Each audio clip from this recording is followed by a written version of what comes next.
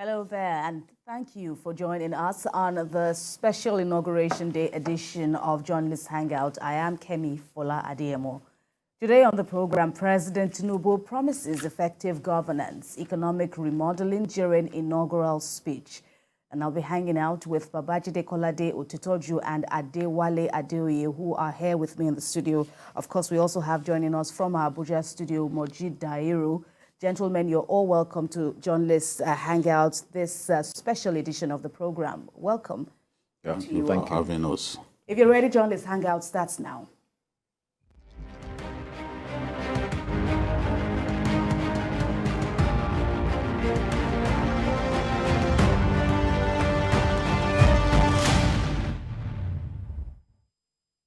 Let's start by paying tributes to the founder and chairman emeritus of Dar Communications, High Chief Raymond Dokpesi, who died this Monday at the age of 71. High Chief Dokpesi was a respected and accomplished businessman, a pioneer in the media industry, and a philanthropist. His death, I just discovered it a few minutes ago, BKO, it really is shocking. Yes, really shocking. I didn't even know he was ill. And frankly, Dokpesi has touched many lives. Many people would not have achieved their dreams of becoming broadcasters if not for the revolutionary steps that he took in the early 90s when government decided to deregulate the broadcast industry. We would have been saddled with NTA and NTA and NTA. But he got onto the scene and Nigerians began to see 24-hour television. You know, some people saw it for the first time in their lives. And that communication has really revolutionized the sector in many ways. And such achievement could not have been recorded if not for the giant steps that Dokpesi took. He was a pioneer. He took a risk, because when you are coming to a new line of business, for somebody who was working at the MPA, he took a risk getting involved in broadcast journalism, and today he has given himself immortality in our country. He can never be forgotten. So I wish him eternal rest in the bosom of our Lord, and I decree peace to members of his family, his immediate family, you know, who now have to bear the pains of this irreparable loss. Right. Wale Adeoye, what do you make of the passing of High Chief Raymond Dokpesi? Well, that is the penalty we all need to pay for the privilege of living. At one point or the other, I mean, one will have to leave this world. The important thing is that I think he has left a legacy that will remain forever.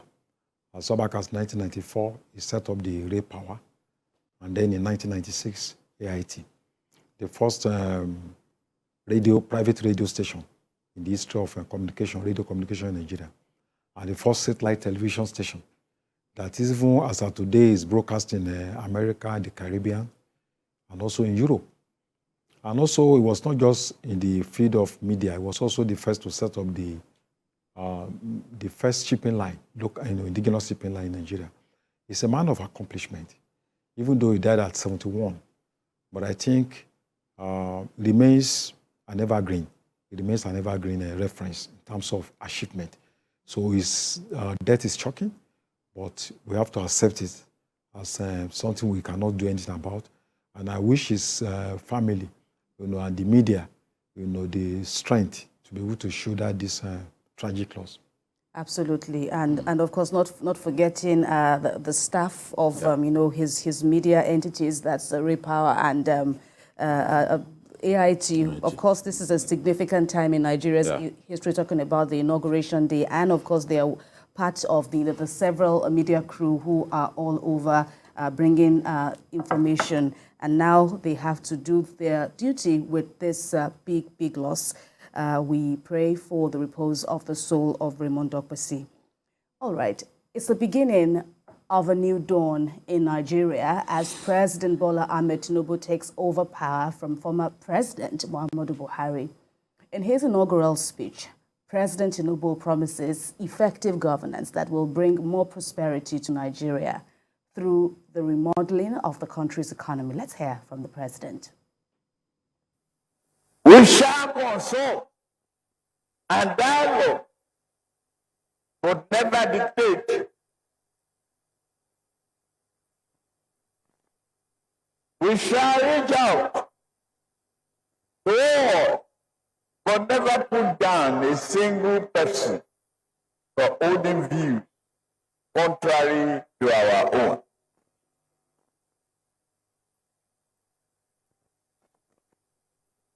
We are here to further mend and heal this nation, not tear and injure it.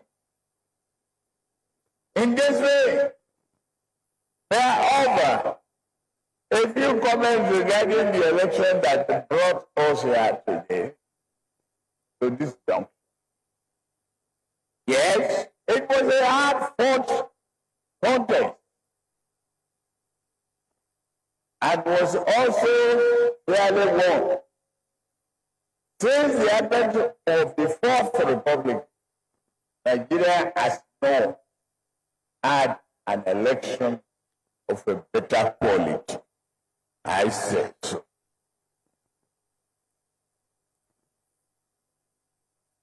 The outcome reflected the will of the people.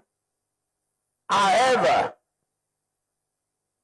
my victory does not render me any more Nigerian than my opponent.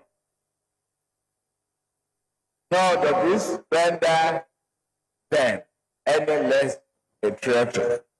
Our mission is to improve our ways of life in a manner that nurtures our humanity, encourages compassion towards one another, and duly reward our collective effort to social ills that seek to divide us.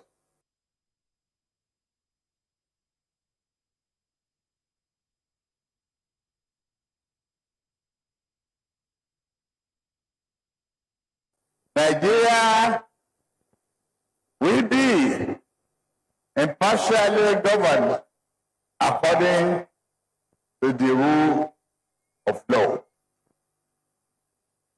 In our administration, women and youth will feature prominently.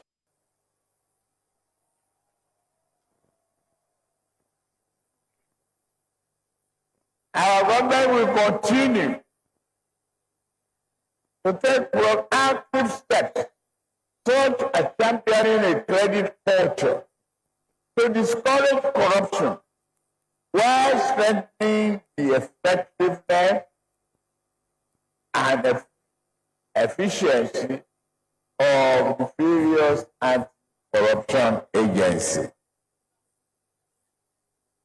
That's to be a continued work in progress.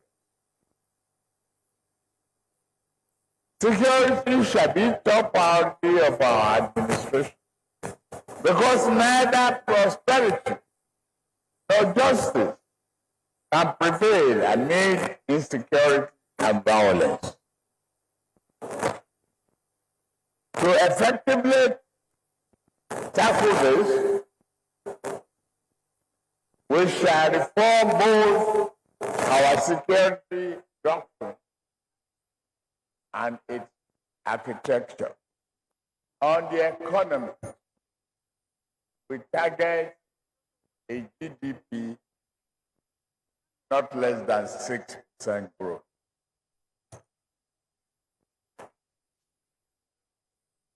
We aim to accomplish all of this by taking the following steps. budgetary reform, stimulating the economy without engendering inflation, industrial policy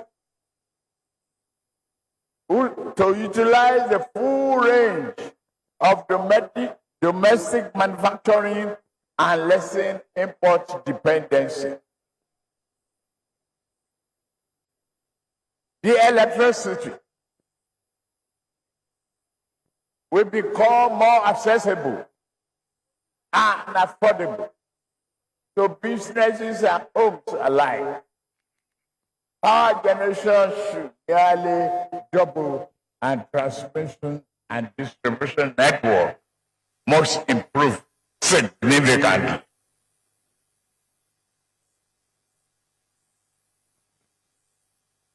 We will encourage various state governments to continue to participate in this effort, power generation and distribution of their own.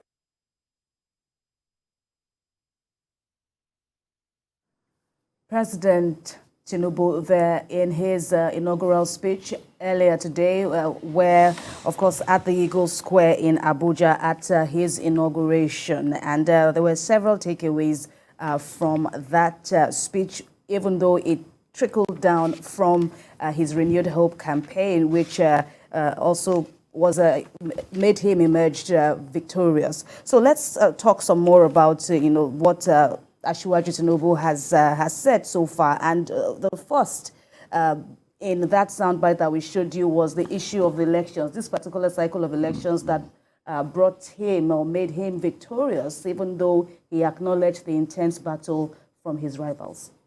Yes, and he recognized the rights of those who contested against him to go to court. And he said the fact that he has won the election does not make him more patriotic than them. He was saying the right things, that look, I will defend your right to seek legal action, to try and prove that you won the election. And apart from that, he praised the man that he has succeeded. He described him as a very honest lover of our country. And he promised that women and youth will feature prominently in his administration. Physically challenged people also want to feature, because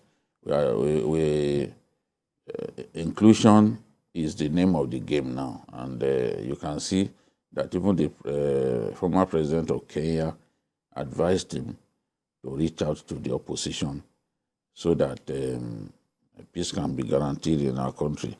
President Tinubu also expressed his joy about the smooth transition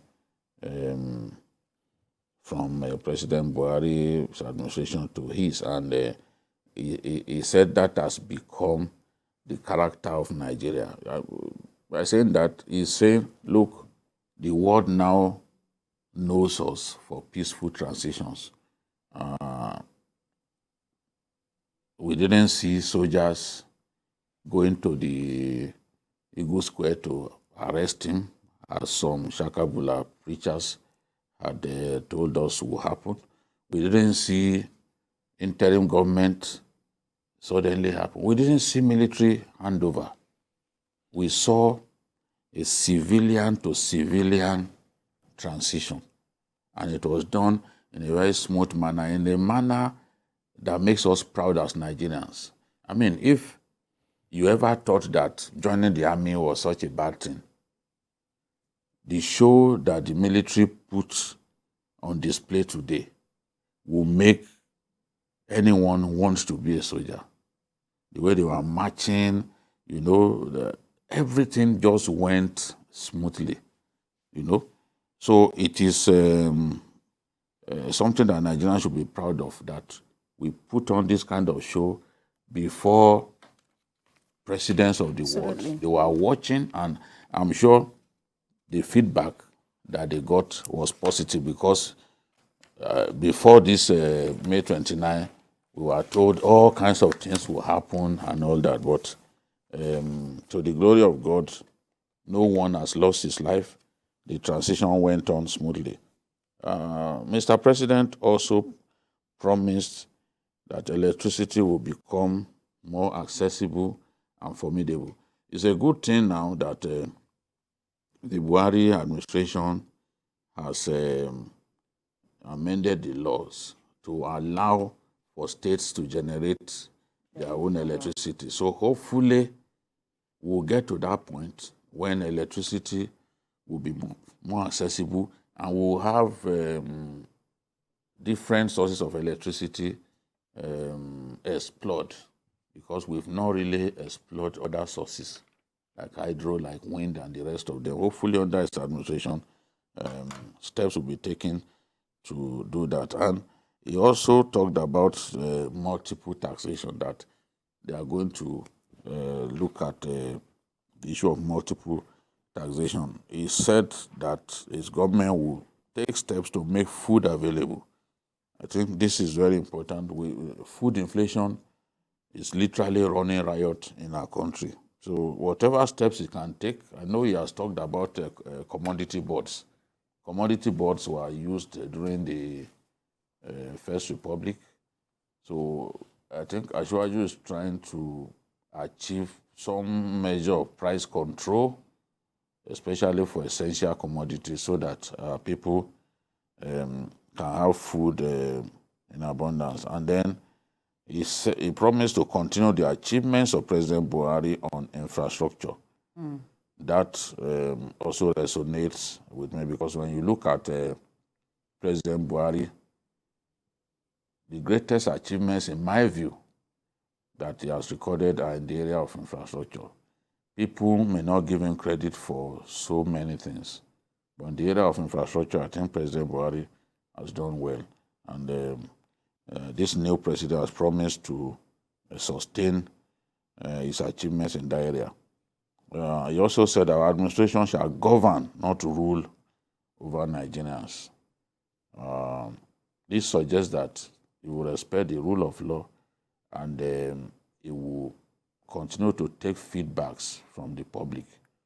It's important to communicate with the people. It's important to know what the people want and what they do not want. You've got to be a listening government. And he has made it clear that he will govern the people, not rule over them. So I think that conveys a very strong meaning in terms of the kind of administration that intends to run. All right, let me quickly come to Abuja studio now, where we have Mojid Dairu, a newspaper columnist, also joining in. Let's bring you in now to, this leg of our discussion, looking at that document or the speech by President Tinubu titled The Nigerian Ideal. Of course, he started off by saying nations other than Nigeria would have crumbled with the hardships the country has survived, and now this is like the proudest moment of his life, not just his life, but Nigerians. How do you reflect on that speech?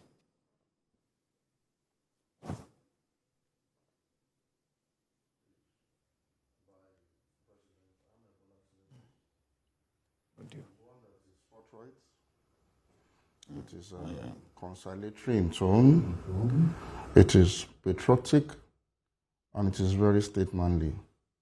It is also very reassuring that we have a president that intends to govern and not to rule over the Nigerian people. But most importantly, the inauguration speech of the president speaks to the integrity of his manifesto, his renewed hope manifesto, upon which he ran for the office of the president and got elected, because a major part of the speech was simply a reaffirmation of some of his campaign promises, and which conveys the impression that we might just have a president now who says what he means and means what he says. And he said some very far-reaching things in that speech. He basically laid the philosophical foundation for his administration and, by extension, the ideal Nigerian nation. He talked about social cohesion and national unity. He talked about fairness, equity, and justice for all Nigerians, irrespective of ethnicity, creed, or region of origin. And he laid out, in broad terms, a Marshall Plan for the resuscitation of the Nigerian economy that is quite ailing. And that was why he admitted that what Nigerians have been through in a couple of years before now would have imploded some other countries. So that is like a tacit admission that things may not have been as well as it should be. And thankfully, the speech is also devoid of any form of divisive rhetoric, as well as all forms of blame games of the past administrations. He conveyed the impression that he was a man who was hired to do a job, and he's aware of the enormous responsibility ahead of him, and he's taking full responsibility for those responsibilities. And that is one thing that a lot of Nigerians are looking forward to in the apex leadership of this country. And so, to that extent, it was quite reassuring. And if he's able to match these words that he spoke today with actions, deliberate and purposeful actions, I think he might just be able to achieve his objectives of leaving Nigeria in a much better place than he met it whenever he bows out of office. So I think it's a very good speech. It was quite reassuring. And I'm sure it would have signaled in many Nigerians a renewed hope of some sort that will be further renewed if he matches his words with action. Right, Mr. Dairo, let me put you on hold and come back to the studio to get the take of Wale Adeoye here. Of course, he spoke to the key problems or challenges before the country, one of which is security, of course, and he promised to beef up the entire architecture and doctrine of, security across the country. I think one of the major problems Nigeria faces today, security and economy.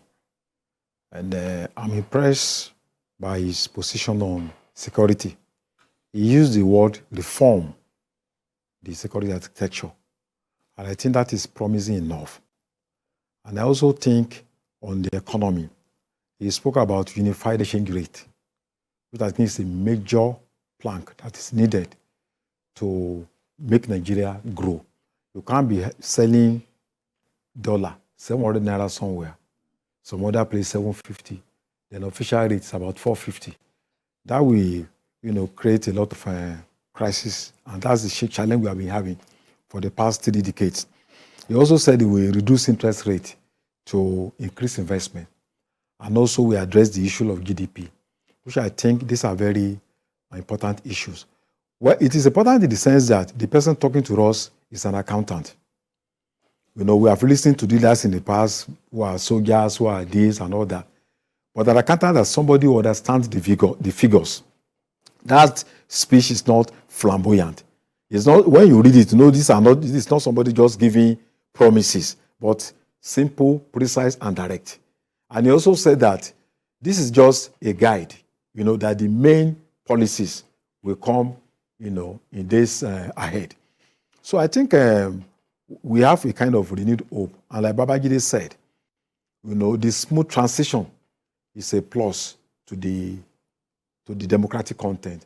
You could see that Buhari and also President Buhari and the new president, they came with their wives and children, which tells you the family content of the transition itself, which I think is very important for us as Africans. And I hope that in the next few months, we'll be able to hold him to his words. I personally believe that having an accountant to lead this country is a new thing, And he also spoke about people in the Niger Delta, in the north, in the east, talking about uniting all of us together, to ensure that our shared aspirations, our common fears are addressed. We cannot judge people just by the speech they've made, but at least it's something that we can hold a leader, we can hold him on. that speech. I think it's a promising speech. And I have confidence that based on his precedents, we should be hopeful that the next 6 months, 1 year, we should be able to begin to see some changes in this country. Yeah. BK, among the takeaways, and of course, newspapers, media outlets are already leading with the headlines, the issue of fuel subsidy. He never shied away from that subject, and he also gave mention to it in his speech, of course, saying that, okay, thanks to President Buhari for announcing the phasing out of the fuel subsidy regime, but, then he will take it further. Yes, I think it's important to let Nigerians know that the decision to remove subsidy was taken by the middle past administration. The appropriation law that we are still using is the 2022 appropriation law. And it is that 2022 appropriation law that has been extended. For the 2023 budget, no provision was made for subsidy. So technically speaking, subsidy was being removed by the previous administration. That decision was taken to remove subsidy effective from the 2023 budget. So President Tinubu has no new decision to take. The National Assembly has agreed to the idea of subsidy removal. It just happens to be somebody who come into office, and it is in his time that that decision will be implemented. Government is a continuum. President Buhari can take a decision that he may not even be in office to implement. You've seen that happen. Talking about GSM, for example, GSM, it wasn't the government that implemented it, that actually initiated it. Projects are initiated, some taking 4 years, 5 years, long after the government that initiated it had left office. It will now be implemented. So that's the way I see subsidy. The decision, so when he says subsidy is gone, is referring to the decision that had been taken to remove subsidy even before he took power. So based on the 2023 appropriation law, subsidy is gone. And the finance minister has talked about that, a number of times. Look, there's no going back. We've taken a decision to remove subsidy. So if anyone wants subsidy restored, they will have to go through the National Assembly. But the point I'm making is that by the time the 2023 budget gets implemented, subsidy is not provided for, not appropriated for in that budget, because that collective decision had been taken to remove it. And I'm happy all the contestants were in agreement that subsidy had to go, because it's not even it's not benefiting the poor. There are some people who sit down somewhere and are becoming billionaires out of these subsidy bills.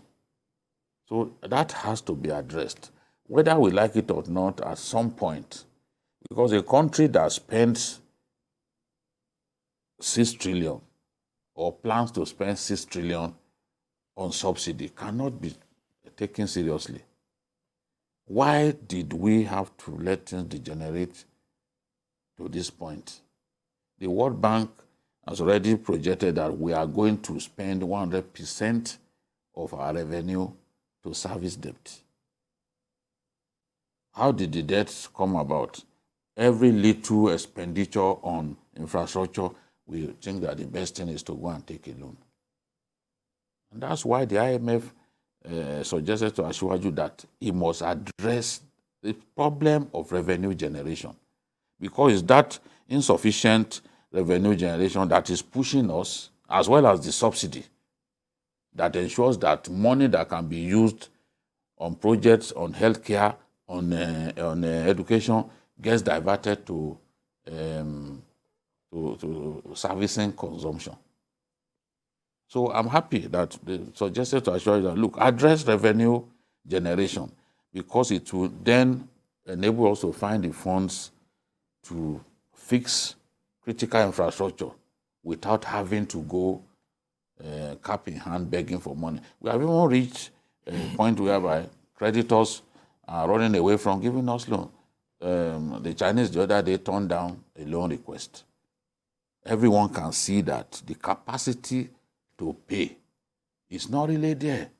Because if your budget is on deficit by more than 11 trillion, it's something to be worried about.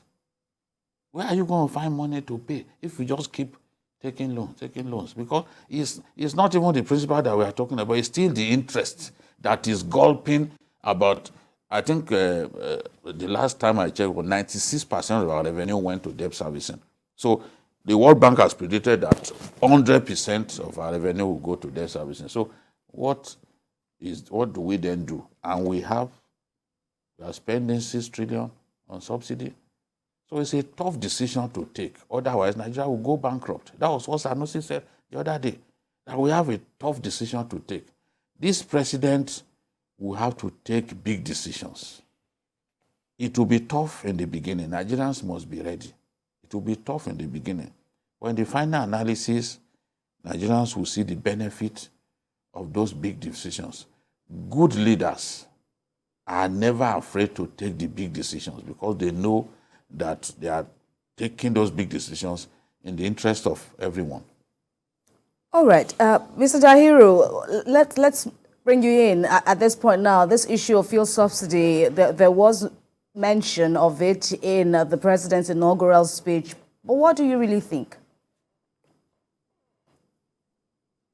I'm one of those who, the concept of subsidy for energy, good products and services, and for food, for housing, healthcare, education, is not in itself something that is bad. It's part of the component of welfare responsibility of government anywhere in the world. However, we have a peculiar problem in Nigeria where the subsidy on petrol, for example, is one that is an aberration because Nigeria is an oil-producing country that ordinarily should be refining petroleum at home, enough for local consumption and export, not to pay subsidy on imported petrol. So I think beyond removing subsidy, we need to address the issue of self-sufficiency in refined petroleum products at home, because the president talked about electricity being available and affordable. The same thing has to also go for energy products and services from fossil fuel, because together with electricity, they form energy. And energy is a matter of national security, which must be available and affordable at the same time. So sometimes you may need some level of intervention from government by way of subsidies. But given these current circumstances, the subsidy management in Nigeria is one that has been shrouded in a lot of opacity, corruption, and non-accountability. And so the president campaigned firmly, unequivocally, on the fact that he was going to remove subsidy. And I said his inaugural speech speaks to the integrity of his campaign promises. And this is one of his campaign promises. He was very bold and frontal about it. I may not agree with it. I do not agree with it. I have a different idea about this. But this was what he said he was going to do. And interestingly, his two closest rivals for the presidency, the candidate of the PDP, Atiku Abubakar, and the candidate of your party, Mr. Peter Obi, similarly campaigned on the same promise, on the same pledge, to remove subsidy in absolute terms, meaning that Nigerians overwhelmingly voted for the removal of subsidy. So what the president has just done today is just to simply grant Nigerians their wishes. But I'm not one of those Nigerians who voted for the removal of subsidy because I think subsidy is a bad idea. No, I just think that it is not being properly done in Nigeria. And I also think that we need to see an energy master plan that clearly spells out a roadmap for energy security in Nigeria, which must necessarily come with some level of government intervention by way of subsidies. All over the world, subsidies are paid for energy, for food, and for some other components of welfare for citizens. But in the case of Nigeria, the man that has become president today campaigned on this and won election based on this promise. And so he's bound by his words. He needs to remove subsidy as he has promised. Whether the removal of subsidy might create problems, which I foresee, additional problems, then we will now begin to suggest ways to mitigate those problems in the future. But he has done what he has promised to do, and that speaks to the integrity of his campaign promises, and probably to his own personal integrity. And so, for that, he has simply fulfilled one of his campaign promises. And he has a lot more campaign promises that he has outlined he intends to fulfill. And I must point this out. He talked about the reduction of interest rates by the CBN. I think that is one of the most far-reaching and most progressive propositions I've heard so far in modern times. Because we cannot continue to maintain a double-digit interest rate on borrowing. So meaning that while he's removing subsidy on petrol, for example, which is like the live wire of Nigeria's SME, he's also proposing a reduction in interest rate, which might mitigate the cost of production that might be associated with the removal of subsidy. He has also talked about an availability of electricity at an affordable rate. So I think taking all of this together, we'll continue our conversation on Journalist Hangout. We'll continue dissecting the president's inaugural speech, but we have to take this break. Please stay with us.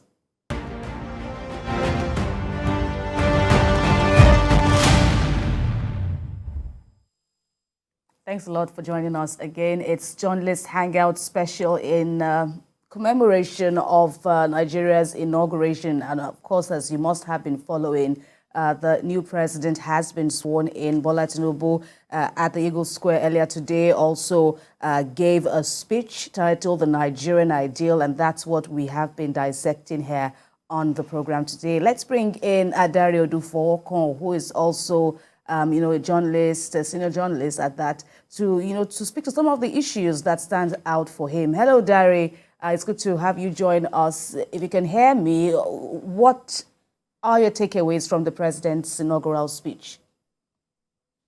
Thank you very much. I can hear you very clearly. And thanks for having me. I would say that listening to the president today, I felt quite relieved because he is coming into office with a clear idea of what is to be done. And if you peruse that speech very well, he touched on almost all issues that are of concerns for Nigerians. Take a look at the issue of oil subsidy. He's taking the bull by the horn with his statement that oil subsidy is gone. He's making it very clear and clearing all doubts about what will happen to that policy.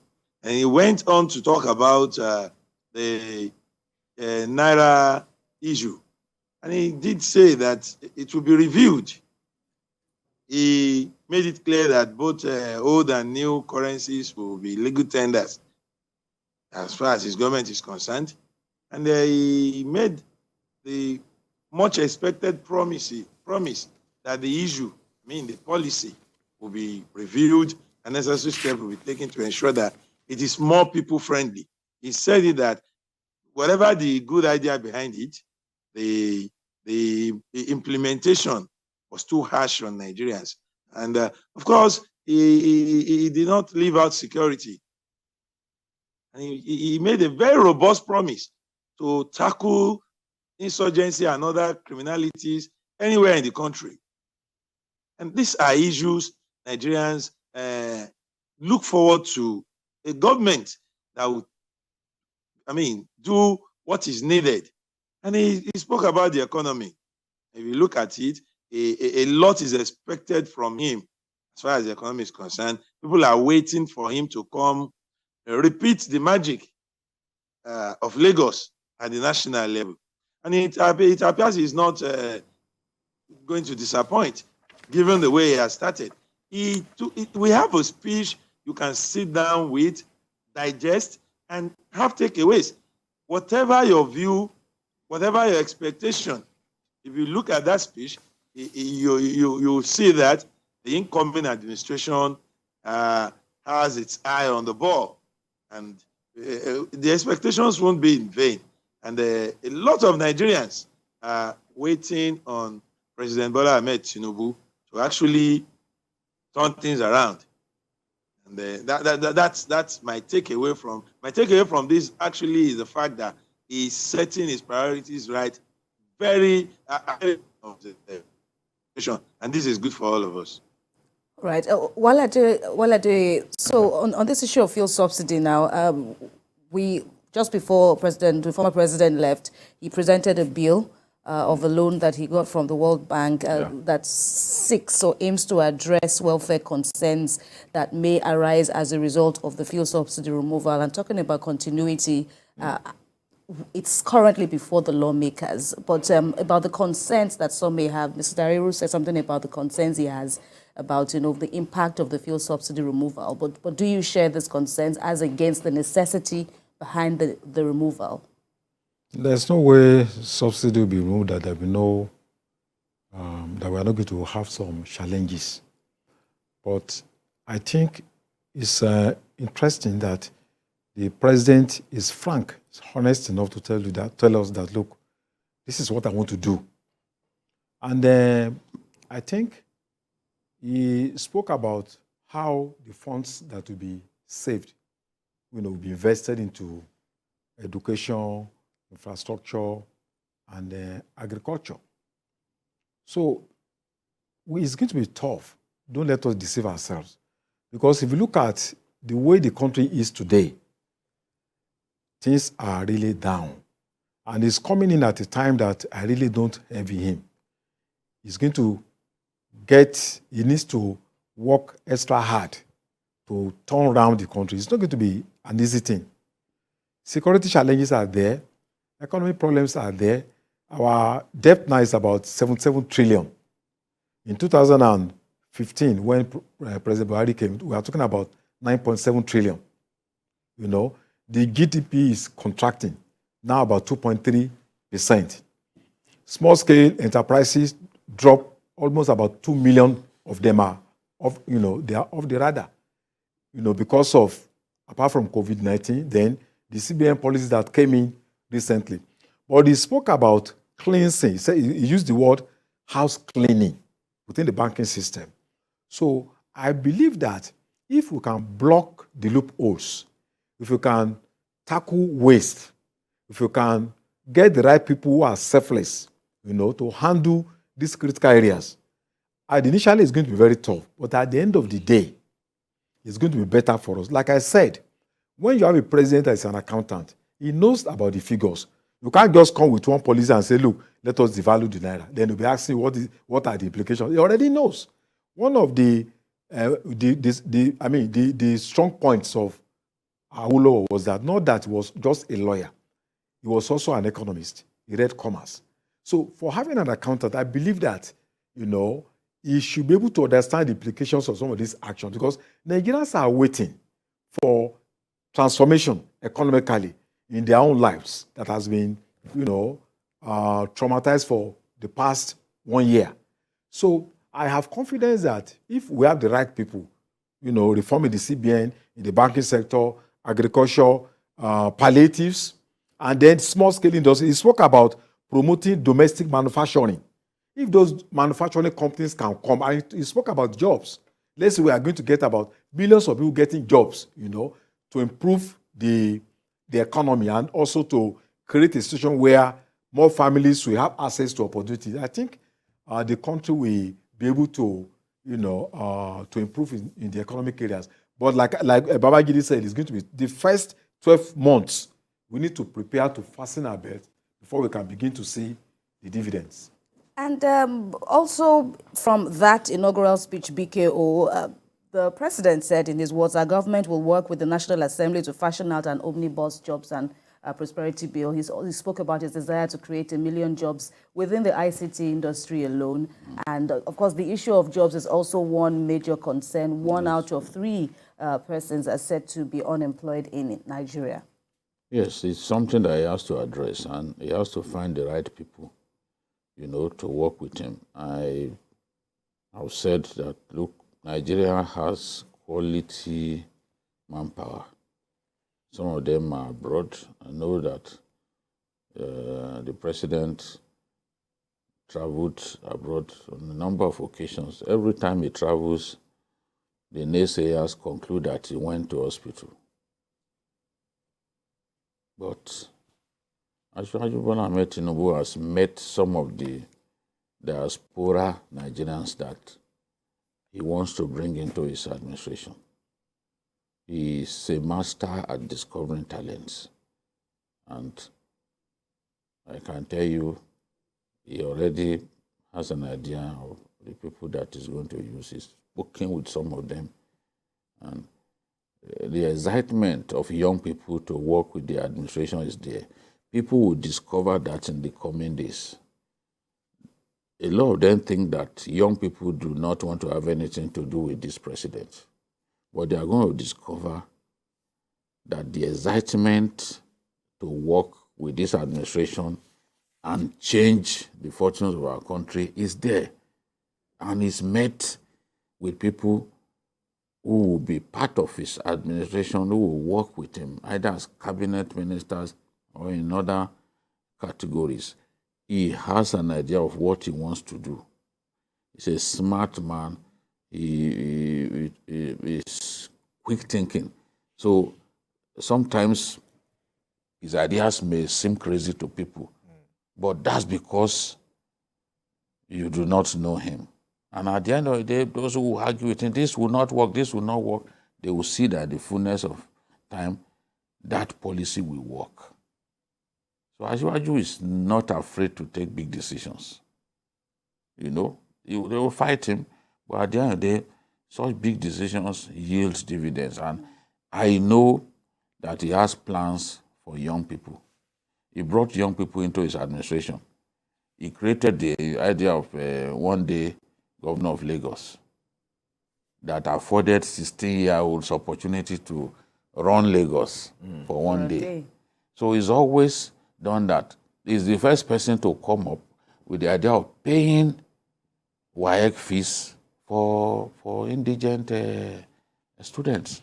Many people will not have been able to get into institutions of higher learning were it not for the fact that government helps to pay their WAEC and NECO fees.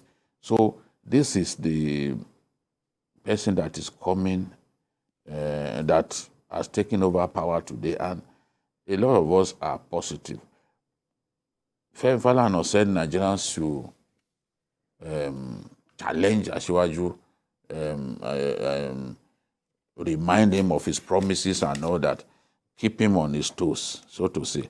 I also support the idea. We must keep our leaders on their toes. Asiwaju has made big promises that I'm convinced will change our country in many ways. It is our responsibility to put him on his toes, remind him at every turn that, Mr. President, you promised this. When is it going to happen? Back in 1999, Lagos was full of fields. I think I've even given this testimony before. I was editor of PM News. And I remember Osekome, the lawyer, calling Asiwaju the absentee governor. But by the time he got his policy right and came up with this idea of private sector participation in refuse evacuation, come on, refuse that used to be the height of as high as a skyscraper, they all disappeared.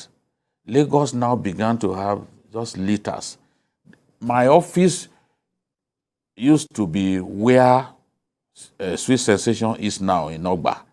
There was a big refuse in front of our office. One night, that refuse dump disappeared to not materialize anymore. He may not get the solution right immediately, but I'm confident that he's going to ultimately solve a lot of those big problems. All right, gentlemen, that's all we have time for on this subject, of course. But then there will be, other opportunities to dissect the president's speech and, of course, talk about expectations of many Nigerians. But long and short of it all is that the president has said these Nigeria ideals will be the Nigerian reality under his watch, and we honestly wish him well. But now let's beam our searchlight on the Muhammadu Buhari presidency, which ended earlier today. In his valedictory speech to Nigerians on Sunday, the former president scored his administration high on economy and insecurity, assessing that speech, of course, and that's what we're talking about now. In the end note of that speech, the former president said he was leaving the country better than he met it 8 years ago. Mr. Dahiru, what do you make of the former president's valedictory speech? Contrary to what the former president said about leaving Nigeria better than he met it, I think that he left Nigeria worse than he met it in 2015, and all the indices and indicators are clear in this direction. I mean, Nigeria, most of us are Nigerians. We know the condition of the country in 2015.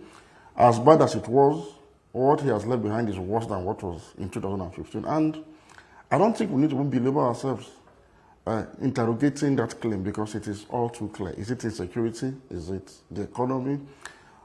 Or is it corruption? In fact, so bad was the outgoing administration's performance that even the president that has just been sworn in today had to run on a mantra of renewed hope. It was like a conscious effort on the part of the ruling APC to say, yes, we may have dashed the hope of Nigerians when in 2015 they trooped out in their millions to vote out an incumbent PDP administration of Goodluck Jonathan, to vote in the opposition candidates, then General Muhammadu Buhari, into power. That hope may have been dashed. That change revolution was betrayed because of the underperformance of the outgone administration. And so it is clear that, contrary to what he claimed, he's leaving Nigeria worse than he met it. And everything indicates that much.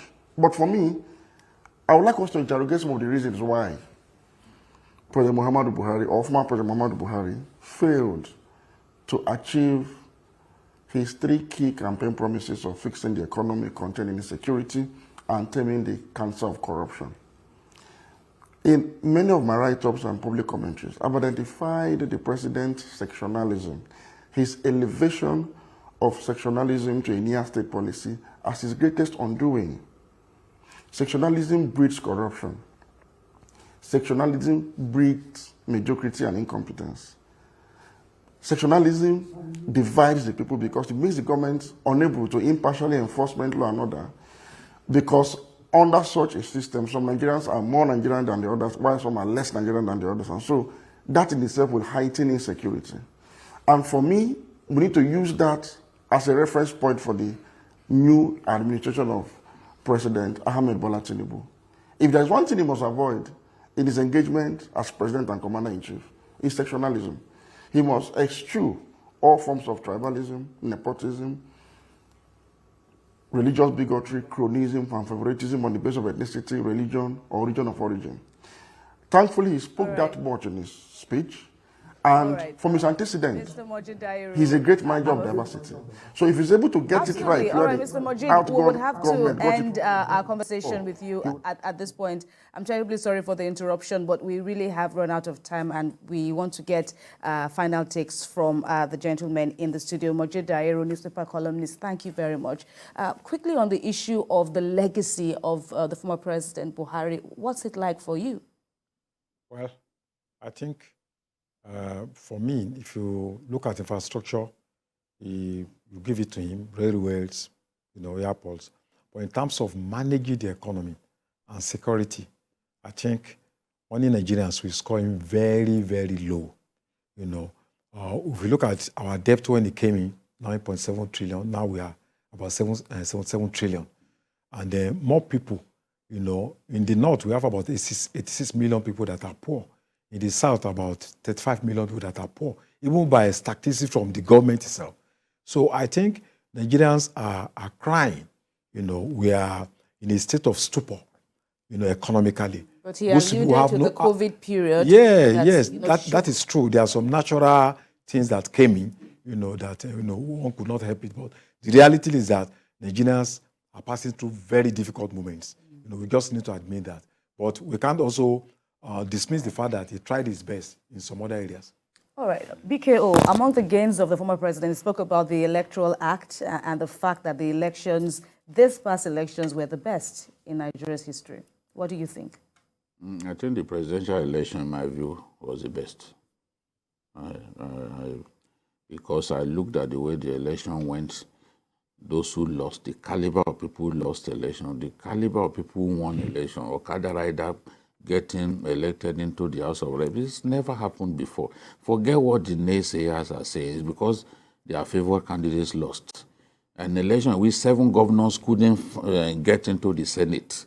It's unprecedented. An election in which 12 APC governors could not win for Asiwaju in their states. An election in which Asiwaju Bola Ahmed Tinubu, with his close pal, Nasiru El-Rufai, as governor of Kaduna, Asiwaju Tinubu won only one local government in the whole of Kaduna State, and that was Gwari, that he visited late that night. You know, so in my view, yes, they did well to a large extent, but to say he left Nigeria better in infrastructure, yes. In economy, no. All right. In many other areas, education, no. So I don't think Mr. President was right. And I've always said that he should leave us to judge him. No, let's put this one in. I've always said, let Nigerians judge you.